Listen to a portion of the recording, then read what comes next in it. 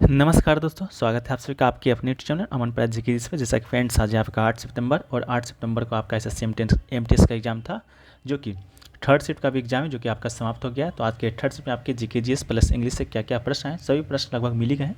साथ में जो आपका पैसेज आता है लास्ट में 5 नंबर का, वो आपका विथ स्टोरी के साथ वो पैसेज भी मिल गया है। तो उन सभी प्रश्नों को देखेंगे, आप लास्ट तक बने रहिएगा। इसका जो पीडीएफ है आज सभी शिफ्टों का टेलीग्राम पे प्रोवाइड करा दीजिएगा, तो आप लोग जाकर वहाँ से जल्दी से ज्वाइन हो जाइएगा, ठीक है। बाद में मत बोलिएगा सर पीडीएफ कहाँ मिलता है, पीडीएफ कहाँ मिलता है, क्योंकि पीडीएफ से ही आपका जो ज़्यादातर प्रश्न है अब आपके आ रहे हैं। बहुत सारे प्रश्न आपका रिपीटेड, सेकेंड का जो आपका एक्स्ट्रा फैक्ट से प्रश्न आता है वो थर्ड में आता है, थर्ड का फिर अगले दिन आता है, ठीक है। इस प्रकार से अभी आपका एमटीएस का एग्जाम है जो कि चल रहा है, तो इसका लाभ आप उठा सकते हैं, ठीक है, जिनका भी आगे एग्जाम बाकी है। तो देखिए, पहला जो प्रश्न पूछा गया था आपका खुदाई खिदमतगर आंदोलन का स्थापना है जो कि किसने किया था। तो खुदाई खिदमतगर आंदोलन की स्थापना बहुत ही ईजी प्रश्न, ये फ्रेंड्स आपका खान अब्दुल गफ्फार खान के द्वारा किया गया था, ठीक है। तो खान अब्दुल गफ्फार खान इसका राइट आंसर हो जाएगा, ठीक है। खान अब्दुल गफ्फार खान की बात करेंगे तो उत्तर पश्चिम सीमा प्रांत में पश्तून स्वतंत्रता सेनानी एवं महात्मा गांधी के अनुयायी भी रह चुके हैं। साथ में उन्हें फ्रंटियर गांधी भी कहा जाता है। तो नेक्स्ट स्टेप में आपका अगर ये आ जाए कि फ्रंटियर गांधी के नाम से किसे जाना जाता है, तो खुदाई खिदमतगार आंदोलन के संस्थापक आपके खान अब्दुल गफ्फार खान को ही कहा जाता है, ठीक है। इस आंदोलन को आपका लाल शर्ट यानी कि रेड शर्ट आंदोलन भी कहा जाता है। तो अगर रेड शर्ट आंदोलन आए तो फिर भी आपको यही क्लिक करना है। वर्ष की बात करेंगे तो 1929 में ये आपका आंदोलन शुरुआत हुआ था। और ये जो आपके खान अब्दुल गफ्फार खान है, इनको देश का जो सर्वोच्च नागरिक सम्मान है भारत रत्न भी प्राप्त हो चुका है। ये पहले नागरिक थे, ये पहले विदेशी नागरिक थे जिन्हें कि अपना देश का जो सर्वोच्च नागरिक सम्मान है भारत रत्न, वो इनको मिला था, ठीक है, 1987 ईस्वी में। तो इसको याद रखिएगा, ठीक है। इसके अलावा चलिए वीडियो में आगे बढ़ते हैं। इससे पहले दोस्तों आपको बता दें कि आपके लिए एसएससी 2023 में अभी तक जितने भी एग्जाम कंडक्ट हुए हैं, चाहे एसएससी सीजीएल का हो 2023 का, टायर 1 का, एमटीएस का हो 2022 का 57 शिफ्ट का, 2022 का अगर 36 शिफ्ट का, 23 का जो सीएचएसएल का एग्जाम हुआ है अभी हाल में 39 शिफ्टों का, साथ में एमटीएस का एग्जाम जो अभी चल रहा है, और तकरीबन 27 शिफ्टों में आपका इसका एग्जाम है जो कि चलेगा। इन सभी का अगर आप पीडीएफ लेना चाहते हैं तो मात्र 69 रुपये में आप इसे प्राप्त कर सकते हैं। प्राप्त करने के लिए दिए गए 2 व्हाट्सएप नंबर में से किसी एक पर संपर्क करना होगा। सभी आपके प्रश्नों के साथ एक्स्ट्रा फैक्ट्स रहेंगे, साथ में आपके जीके जीएस करंट अफेयर्स के प्रश्न रहेंगे, ये जो कि आपके आगामी एग्जाम के लिए बहुत ही इंपॉर्टेंट है, ठीक है। लेकिन आपके पास समय कम है, अगर आप एमटीएस का एग्जाम दे रहे हैं तो आपके लिए है कि एमटीएस का एग्जाम का जो अभी तक आपका 15 शिफ्टों में एग्जाम आज मिला के कंडक्ट हो जाएगा, ठीक है। तो 15 शिफ्टों का पीडीएफ साथ में आगे भी आपको मिलता रहेगा अगर आप चाहें तो, ठीक है। तो उसका मात्र 20 रुपये में आप इसे प्राप्त कर सकते हैं। 1 से 14 सितंबर तक का एमटीएस का पीडीएफ मिलेगा जो 23 में जो एग्जाम कंडक्ट हुआ है। इसमें भी आपका जीके जीएस करंट अफेयर्स के प्रश्न रहेंगे, ये आपके हिंदी और अंग्रेजी दोनों लैंग्वेज में आपके लिए उपलब्ध है। तो वही 2 व्हाट्सएप नंबर है, दोनों व्हाट्सएप नंबर में से किसी पर संपर्क कर लीजिएगा, आपको और भी जानकारी वहाँ पर अच्छे से मिल जाएगी, ठीक है। चलिए नेक्स्ट प्रश्न की बात करते हैं। तो नेक्स्ट प्रश्न आपसे पूछा गया था, बहुत ही अच्छा प्रश्न पूछा गया था कि मेरे देश की धरती सोना उगले उगले हीरा मोती के गाने के गायक कौन है। ये गाना आप लोग बहुत बार सुन चुके होंगे, लेकिन आपको इसका जो गीतकार हैं, जो संगीतकार है, जो इसको गा हैं, उसका नाम आपको मालूम नहीं होगा, ठीक है। तो उनका नाम आपका था महेंद्र कुमार, ठीक है। तो महेंद्र कुमार इसका राइट आंसर हो जाएगा। ये जो गाना है आपका 1967 में एक फिल्म आया था उपकार, ठीक है, उसी का गाना है। इस उपकार फिल्म के जो निर्देशक थे, डायरेक्टर थे, वो आपके मनोज कुमार थे। और इस गीत को कलमबंद यानी कि लिखा कौन था, तो लिखा था आपका गीतकार इंद्रवीर ने, ठीक है। इसके अलावा महेंद्र कपूर ने इसे अपने दिलकश आवाज़ से इस गीत को अमर किया था। और गीतकार को संगीत से सजाया था कौन कौन, तो मशहूर संगीतकार जोड़ी कल्याण जी और कल्याणी जी आनंद जी, ठीक है। तो इसको याद रखिएगा, ठीक है। नेक्स्ट क्वेश्चन पूछा गया कि निम्नलिखित में से किस राज्य में लोसांग प्रतिवर्ष आयोजित किया जाता है। लोसांग, ठीक है। तो लोसांग पूछा गया था, तो इसका राइट आंसर आपका ऑब्वियसली सिक्किम हो जाना था। तो सिक्किम राइट आंसर हो जाएगा। सिक्किम में एक जनजाति है भूटिया, ठीक है। भूटिया जनजाति के द्वारा ये त्यौहार है जो कि प्रत्येक वर्ष आपका दिसंबर के महीने में मनाया जाता है। और ये आपका सिक्किम नव वर्ष का ये आपका त्यौहार है लोसांग, ठीक है। जिस प्रकार हम लोग हैप्पी न्यू ईयर मनाते हैं आपके ग्रेगोरियन कैलेंडर के अनुसार, उस प्रकार सिक्किम लोग आपका लोसांग त्यौहार मनाते हैं सिक्किम नव वर्ष के लिए। इसके अलावा यह त्यौहार तिब्बती नववर्ष अनुसार के रीति रिवाजों और अनुष्ठानों द्वारा ग्रहण किया जाता है। यह त्यौहार सिक्किम के फोडोंग और रूमटेक मठों में आयोजित किया जाता है, ठीक है। तो इससे आपको एक और फैक्ट निकला कि जो आपका रूमटेक और फोडंग जो मठ है वो आपका कहाँ पर स्थित है, तो सिक्किम में स्थित है। ये भी प्रश्न बहुत बार बन चुका है। इसके अलावा नागालैंड के कुछ प्रमुख त्यौहार को देखें तो हॉर्नबिल महोत्सव नागालैंड में मनाया जाता है। सेक्रेनी आपका शखनई महोत्सव, ये सब नागालैंड में। उत्तर प्रदेश के कुछ महोत्सव के बात करें तो गंगा दशहरा मनाया जाएगा। लठमार होली जो होता है आपका उत्तर प्रदेश में मनाया जाता है। लठमार होली के संबंध में जब आप लोग एक मूवी देखे होंगे, कौन सा मूवी का नाम तो याद नहीं आ रहा है आपका, अक्षय कुमार का वो मूवी है शायद, ठीक है। टॉयलेट शायद वो मूवी है, उसमें आपका लठ मार होली आपका एक सॉन्ग है, वहीं पर आपका लठ मार होली खेला जाता है। तो आपका उत्तर प्रदेश का उस ये आपका त्यौहार है, तो इससे भी आप रिलेट करके याद रख सकते हैं। ठीक है, जन्माष्टमी जो कि कल ही बनाया गया है, वो आपका उत्तर भारत या उत्तर प्रदेश में मनाया जाने वाला महत्वपूर्ण त्यौहार है। सिक्किम में आपका सागा दावा मनाया जाता है। लोसांग के अलावा पेग लहसोल मनाया जाता है। इंटरनेशनल फ्लावर फेस्टिवल की बात करेंगे तो सिक्किम में। उत्तराखंड में बात करेंगे तो कुंभ मेला, वसंत पंचमी, नंदा देवी मेला, ये सभी आपका उत्तराखंड में मनाया जाता है। ठीक है, नेक्स्ट क्वेश्चन पूछा गया था आज पुस्तक से 2 प्रश्न पूछे गए थे, दोनों प्रश्न आपका रिपीटेड ही पूछा गया था।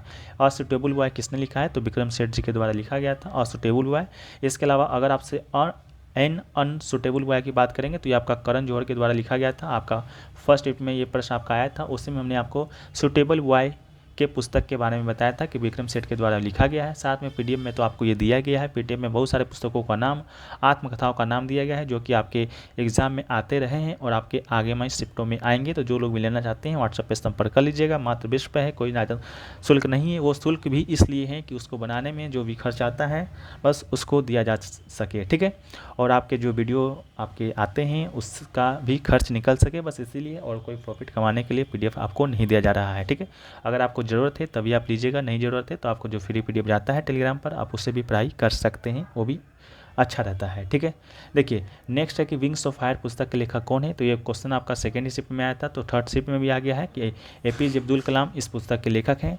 एपीजे अब्दुल कलाम की बात करते हैं तो 2002 से 2007 तक आपका ये भारत के 11वें राष्ट्रपति के रूप में कार्य कर चुके हैं। और एपीजे अब्दुल कलाम का जो पूरा नाम है अबुल पाकिर जैनुलाब्दीन अब्दुल कलाम है। ठीक है, नेक्स्ट क्वेश्चन देखिए पूछा गया था कथक शब्द का मतलब क्या होता है या परिभाषा, इस तरह करके कोई प्रश्न आपसे पूछा गया था। तो देखिए कथक एक प्रमुख प्राचीन भारतीय शास्त्रीय नृत्य है और माना जाता है कि इसकी शुरुआत उत्तर भारत के घुमंतु कवियों से हुआ है, जिसे कथक कहा जाता है, जिसका अर्थ होता है कहानीकार। ठीक है, तो ऑप्शन में आपका कहानीकार दिया गया था, जो कि बिल्कुल आपका राइट आंसर था। इन कथाकारों ने प्रारंभिक ग्रीक थिएटर की तरह यात्रा की थी, संगीत नृत्य गीतों के माध्यम से कहानी को संप्रेषित किया था। ठीक है, नेक्स्ट प्रश्न पूछा गया था बजट का परिभाषा क्या होता है। ठीक है, देखिए बजट का परिभाषा पूछा गया था या देश को चलाने का सर्वोच्च जो कानून होता है उसके बारे में पूछा गया था।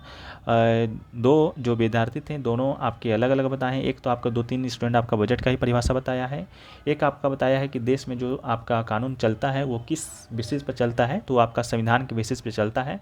उसका राइट आंसर संविधान था। क्या दोनों क्वेश्चन अलग अलग था या दोनों क्वेश्चन में से कोई एक क्वेश्चन था, आपको कमेंट सेक्शन में बता देना है। ठीक है, हम बजट के बारे में चर्चा कर लेते हैं। बजट एक निश्चित अवधि में सरकार की आय और व्यय का लेखा जोखा होता है, अर्थात बजट में यह बताया जाता है कि सरकार के पास रुपया कहाँ से आया और कहाँ गया। ठीक है, इसके अलावा बजट शब्द अंग्रेजी के शब्द बौजेट से लिया गया है, जिसकी उत्पत्ति फ्रेंच शब्द बौजिटी से हुई है और बौजिटी शब्द भी बौज से बना हुआ है, जिसका अर्थ होता है चमड़े का बैग। ठीक है, तो आपसे ये भी पूछा जा सकता है कि बजट शब्द का अर्थ क्या होता है, तो चमड़ा का बैग आपका राइट आंसर होता है। इसके अलावा बजट शब्द का कोई भी प्रावधान हमारे भारतीय अनुच्छेद में, भारतीय संविधान में नहीं किया गया है। बजट की जगह लिखा गया है आपका वार्षिक वित्तीय विवरण। ठीक है, वार्षिक वित्तीय विवरण का जो जिक्र किया गया है हमारे भारतीय संविधान में, वह अनुच्छेद 112 में किया गया है। ठीक है, इस बात को याद रखिएगा। इसके अलावा भारतीय गणराज्य का वार्षिक बजट होता है, जिससे प्रत्येक वर्ष फरवरी के पहले कार्य दिवस को भारत के वित्त मंत्री के द्वारा संसद में पेश किया जाता है। तो ये भी आपसे पूछा जा सकता है कि बजट किस दिन पेश किया जाता है, तो 1 फरवरी के दिन पेश किया जाता है। इसको याद रखिएगा, किसके द्वारा पेश किया जाता है, तो वित्त मंत्री के द्वारा। वर्तमान में वित्त मंत्री निर्मला सीतारमण जी हैं। ठीक है, नेक्स्ट प्रश्न पूछा गया था कि वर्ष 2018-19 में सबसे ज़्यादा जो रबर उत्पादक जो राज्य है फ्रेंड्स, वो आपका कौन है। ठीक है, कौन सा राज्य था, तो 18-19 की बात करेंगे तो ये दोस्तों आपका केरल राज्य इसका राइट आंसर हो जाएगा। केरल भारत में रबर का सर्वाधिक उत्पादन करने वाला राज्य है। 2018-19 के आंकड़ों के अनुसार केरल भारत में कुल प्राकृतिक रबर उत्पादन का लगभग 75 से 80% उत्पादन है जो कि करता है। और भारत में प्राकृतिक रबर उत्पादन के मामले में त्रिपुरा दूसरे स्थान पर है केरल के बाद, और तीसरे स्थान पर बात करेंगे तो तमिलनाडु है आपका त्रिपुरा के बाद। ठीक है, नेक्स्ट प्रश्न पूछा गया था वर्नाकुलर प्रेस एक्ट किस वर्ष पारित हुआ था। यह प्रश्न आपके सेकंड शिफ्ट में ही हमने डिस्कस किया था, जब आपसे पूछा गया था आर्म्स एक्ट के बारे में। ठीक है, तो आर्म्स एक्ट और वर्नाकुलर प्रेस एक्ट, ठीक है, दोनों आपका 1878 ईस्वी में ही पेश किया गया था लॉर्ड लिक्टन के द्वारा। यह वर्नाकुलर प्रेस एक्ट आखिरकार है क्या, तो यह आपका गैंगिंग एक्ट के रूप में जाना जाता है। यह अंग्रेजी और भाषाओं को अखबारों के बीच भेदभाव करता है। ठीक है, 1878 में वर्नाकुलर प्रेस एक्ट का मकसद ब्रिटिश भारत में भारतीय भाषाओं यानी गैर अंग्रेजी के पत्र पत्रिकाओं को स्वतंत्रता को सीमित करना था। इसके अलावा लॉर्ड रिपन ने इसे वर्नाकुलर प्रेस एक्ट को पारित किया था। इसके अलावा उसने सशस्त्र अधिनियम जो कि आर्म्स एक्ट था वो भी 1878 में ही पारित किया था, जिसमें भारतीयों को बिना लाइसेंस के हथियार ले जाने पर रोक लगा दिया गया था। इसके अलावा जो लिटन का जो उत्तराधिकारी था लॉर्ड रिपन, इसने वर्नाकुलर प्रेस एक्ट को 1881 में आपका रद्द भी कर दिया था, यानी कि निरस्त कर दिया था। ठीक है, चलिए नेक्स्ट क्वेश्चन पूछा गया कि खेलो इंडिया विंटर गेम्स की जो शुरुआत है आपका किस वर्ष हुआ था। ठीक है, तो खेलो इंडिया विंटर गेम्स की बात करेंगे तो इसका शुरुआत आपका 2020 में हुआ था। ठीक है, 2020 में हुआ था। इससे पहले आपका खेलो इंडिया यूथ गेम्स का कई संस्करण हो चुका था, जिसके सफलता के बाद आपका 2020 से खेलो इंडिया विंटर्स गेम्स आयोजित करने का निर्णय लिया गया था। इसके अलावा पहला आपका खेलो इंडिया गेम्स की बात करेंगे, यहाँ बात हो रही है पहला खेलो इंडिया गेम्स का, नॉट विंटर गेम्स का। इस बात को याद रखिएगा, बहुत सारे लोग इसमें कन्फ्यूजन होते हैं। आखिरकार पहला खेलो India games, winter games, university games. ठीक है, तीनों चारों को आपको अलग अलग करके याद रखना है। यहाँ बात कर रहे हैं पहला खेलो इंडिया गेम्स का, जो कि नई दिल्ली में आयोजित हुआ था 2018 में, लेकिन आपसे पूछा गया था खेलो इंडिया विंटर्स गेम्स का, जो कि आपका 2020 में आयोजित हुआ था। ठीक है, इसके अलावा खेलो इंडिया स्कूल गेम्स की बात करेंगे। ठीक है, खेलो इंडिया स्कूल गेम्स, इसका शुरुआत कब हुआ था, तो इसका भी शुरुआत आपका 2018 में ही हुआ था, और 2019 में इसका नाम बदल कर रख दिया गया था खेलो इंडिया यूथ गेम्स। ठीक है, यही जो खेलो इंडिया यूथ गेम्स का, उसका पहले का नाम आपका खेलो इंडिया गेम्स था, 2019 में इसे बदल दिया गया था। ठीक है, इसके अलावा जो आपका खेलो इंडिया यूनिवर्सिटी गेम्स है, उसका पहला संस्करण की बात करेंगे। यहाँ पर बात हो रही है यूनिवर्सिटी गेम्स का, तो ये पहला संस्करण आपका 2020 में Kalinga institute of industrial technology KIT में आयोजित हुआ था, जो कि ओडिशा में है। ठीक है, इसके अलावा खेलो इंडिया विंटर गेम्स का तीन संस्करण अभी तक हुआ है, जो कि कश्मीर के लद्दाख गुलमर्ग में आयोजित हुआ है, जम्मू कश्मीर के गुलमर्ग में। खेलो इंडिया विंटर गेम्स का पहला संस्करण 2020 में आयोजित हुआ है। अब हम लोग बात कर लेते हैं बारी बारी विजेताओं टीम का। खेलो इंडिया यूथ गेम्स विजेताओं की सूची की बात करेंगे। यूथ गेम्स की विजेताओं की सूची की बात कर रहे हैं, तो 2018 में पहला संस्करण हुआ था, नई दिल्ली में जवान था। विजेता आपका हरियाणा था, उप विजेता आपका महाराष्ट्र था। बस पहला वाला देखेंगे और हम लोग लास्ट वाला देखेंगे। लास्ट आपका 2022 में आयोजित हुआ है, भोपाल में आयोजित हुआ है। महाराष्ट्र आपका विजेता था और उप विजेता आपका हरियाणा था। PDF में आपको दे दिया जाएगा, आप आसानी से पढ़ना चाहते हैं तो आप उसको आराम से पढ़ सकते हैं। ठीक है, खेलो इंडिया यूनिवर्सिटी गेम्स की जब हम लोग बात करते हैं तो इसका अभी तक 3 ही संस्करण हुआ है। पहला संस्करण आपका 2020 में हुआ है, जिसका मेजबान आपका उड़ीसा था। विजेता की बात करेंगे तो पंजाब यूनिवर्सिटी, जो कि आपसे पूछा जा चुका है पहले के शिफ्टों में, और उप विजेता की बात करेंगे तो सावित्रीबाई फूले पुणे यूनिवर्सिटी। इसके अलावा 2021 की बात करेंगे तो ये आपका कर्नाटक में आयोजित हुआ है। जैन यूनिवर्सिटी आपका विजेता था और लवली प्रोफेशनल यूनिवर्सिटी उप विजेता था। इससे पहले 2022 में अंतिम बार आयोजित हुआ है उत्तर प्रदेश में, पंजाब यूनिवर्सिटी ही आपका विजेता था, और गुरु नानक देव यूनिवर्सिटी जो अमृतसर में है वो आपका उप विजेता था। ठीक है, ये सभी आपके लिए बहुत ही ज़रूरी है। ठीक है, अगर आप SSC की तैयारी कर रहे हैं या आप MTS का एग्जाम अभी देने वाले हैं। ठीक है, अगला है खेलो इंडिया विंटर गेम्स की बात करेंगे। विंटर गेम्स जो कि अभी आपका पूछा गया था, 2020 में पहला संस्करण हुआ था गुलमर्ग में। तीनों आपका गुलमर्ग में ही हुआ है। तीनों में विजेता आपका जम्मू कश्मीर ही रहा है और उप विजेता आपका सर्विसेज ही रहा है, तो इसको याद करने का ज़रूरत ही नहीं है। ठीक है, नेक्स्ट क्वेश्चन पूछा गया था एशियन गेम्स से, जो कि पहली बार कहाँ हुआ था। तो एशियन गेम्स पहली बार की बात करेंगे तो आपका 1951 में दिल्ली में ही हुआ था।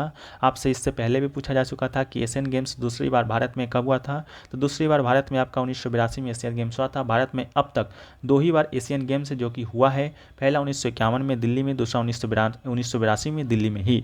इसके अलावा जो एशियन गेम्स है आपका, इससे पहले आपका 2018 में कंडक्ट हुआ है। 2018 में कंडक्ट हुआ है इंडोनेशिया में, जकार्ता, पोलैम्बंग में।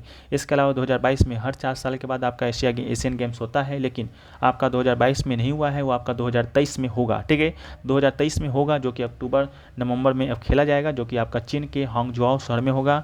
इसके अलावा 2026 का होगा आपका जापान में एची नागोया शहर में। 2030 की बात करेंगे तो आपका कतर में होगा, दोहा में। इसके अलावा 2034 की बात करेंगे तो सऊदी अरब में होगा, रियाद में। ठीक है, आशा करते हैं कि अब से आपका एशियन गेम्स के बारे में प्रश्न आएंगे तो आप गलत नहीं कर रहे होंगे।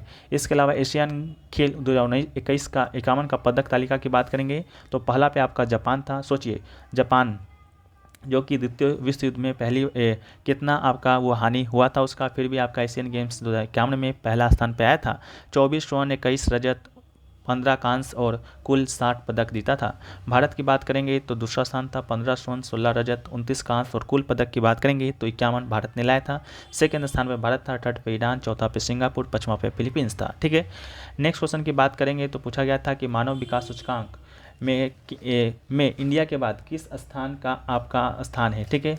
मानव विकास सूचकांक के बारे में आप लोग जानते होंगे, मानव विकास सूचकांक, ठीक है, पूछा गया था। इंडिया का रैंक तो पहले ही आपसे पूछा जा चुका है कि इंडिया का जो रैंक है वो कितना था। तो इंडिया का जो रैंक है फ्रेंड्स वो आपका 132 था, ठीक है। 132 आपका टोटल इंडिया का रैंक था। टोटल कितने देशों में, तो 191 देशों में, ठीक है। इससे पहले ये आपका किस कब का है, तो 2021-22 का है, ठीक है। ये आपका 21-22 का है। इसके अलावा इससे पहले जो 20-21 का आपका भारत का आया था उसमें इंडिया का रैंक 129 था, टोटल 189 देशों में, ठीक है। तो ये आपके लिए इंपॉर्टेंट नहीं है, बस आपको बता दिए, आप इसे याद कर लीजिएगा, ठीक है। इसके अलावा पूछा गया था इंडिया से बेहतर किस पड़ोसी देश का आपका है रैंक, ठीक है। तो चलिए उसको भी एक बार हम लोग देख लेते हैं एशियाई देशों में। तो भारत के पड़ोसी देश में श्रीलंका का रैंक है जो कि 73वां है। इसके अलावा चीन का 79वां है, बांग्लादेश का 129वां है, भूटान का 127वां है, ठीक है, जो कि भारत से ऊपर है।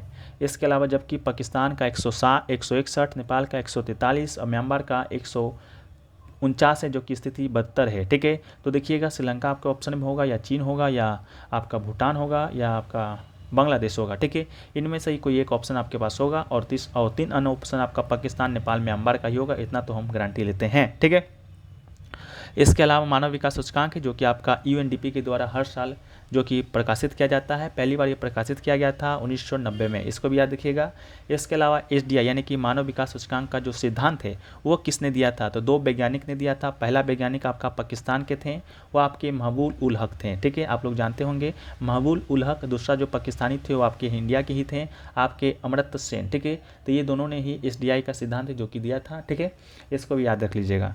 इसके अलावा नेक्स्ट क्वेश्चन पूछा गया था क्लमसी का एंटोनिम्स आखिरकार होता क्या है। तो क्लमसी की एंटोनिम्स की बात करेंगे तो एड्रॉइट हो जाएगा, एगाइल हो जाएगा, एथलेटिक हो जाएगा, क्लेवर हो जाएगा, कोऑर्डिनेटेड हो जाएगा, क्यूट हो जाएगा, डेक्स्ट्रस हो जाएगा, एक्सपर्ट हो जाएगा, ठीक है। ये सब दोस्तों आपका क्लमसी का एंटोनिम्स होता है। इनमें से कोई एक ऑप्शन आपके पास होगा, उसी को राइट करना था। होप का सिनोनिम्स पूछा गया था, तो होप का कॉन्फिडेंस होता है, ट्रस्ट होता है, इसके अलावा फैथ होता है, एश्योरेंस होता है, सर्टेनिटी होता है, क्रेडेंस होता है, कन्विक्शन होता है, इसके अलावा एक्सपेक्टेंस होता है, ठीक है। तो ये सभी आपका होप का सिनोनिम्स होता है। इसके अलावा विद द डस्ट का इडियम पूछा गया था, तो to die to in the इनफ्लुअर, इसका इडियम का मीनिंग हो जाएगा। एक आपका एग ऑन द फेस का इडियम पूछा गया था, तो to urge on in encourage someone to do something that is usually foolish और डेंजरस। इसके अलावा नेक्स्ट पूछा गया था कि रानी मचैया को पद्मश्री जो पुरस्कार है आपका किस वर्ष दिया गया था। तो रानी जो मचैया हैं उनको जो पद्मश्री पुरस्कार है आपका इसी साल 2023 में है जो कि दिया गया है। आपका फर्स्ट दिन का ही फर्स्ट शिफ्ट का ये क्वेश्चन था, ठीक है। इसके अलावा रानी मचैया को आपका उमाथत की रानी के नाम से ये मशहूर हैं। ये आपका कावेरी कला विंद्रा की स्थापना भी कर चुकी हैं, इसको भी याद रखिएगा। नेक्स्ट क्वेश्चन आपसे पूछा गया था कोलेटरल का मीनिंग क्या होता है इकोनॉमिक में। तो कोलेटरल का जो मीनिंग होता है एक ऐसा असेट होता है जो कोई लेंडर यानी कि ऋणदाता किसी लोन के सिक्योरिटी के रूप में स्वीकार करता है। कोलेटरल रियल एस्टेट या अनएस्टेट के रूप में हो सकता है जो कि लोन के उद्देश्य पर निर्भर करता है।